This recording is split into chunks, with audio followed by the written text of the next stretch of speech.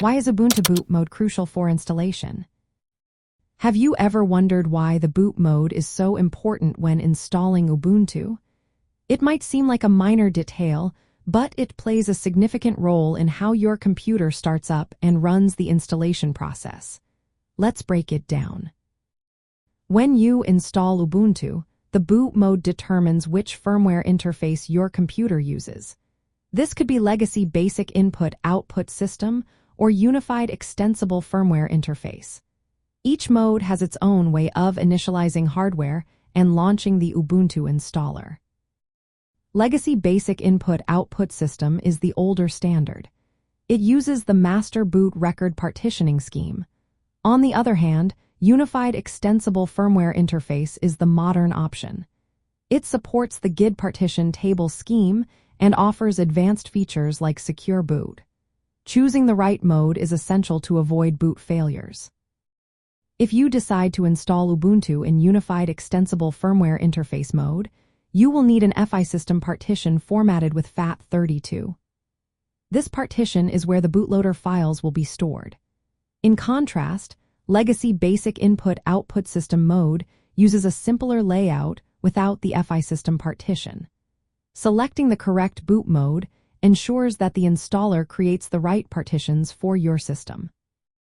The installation of the bootloader is also influenced by the boot mode. In Unified Extensible Firmware Interface mode, Ubuntu installs the grub bootloader into the FI partition. This allows the system to boot in Unified Extensible Firmware Interface mode.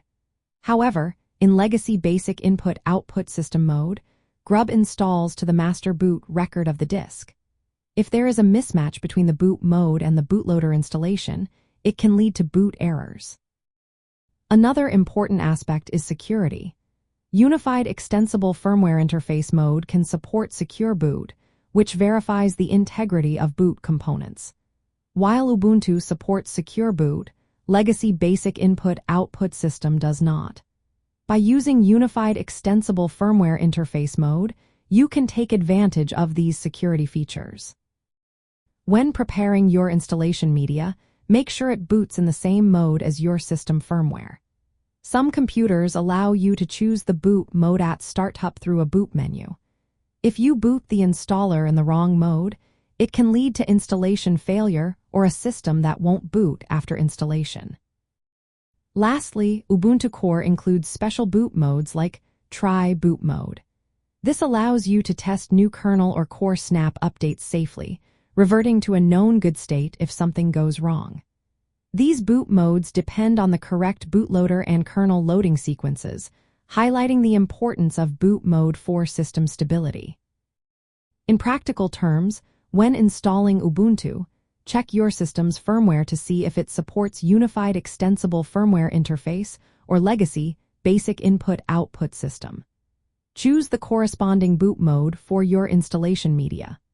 For modern hardware, Unified Extensible Firmware Interface mode is usually the best choice for better security and compatibility. Always ensure your installation media boots in the correct mode by selecting the appropriate boot option during startup. Understanding how boot mode affects partitioning, bootloader setup, and post-installation behavior will help you have a smoother installation experience.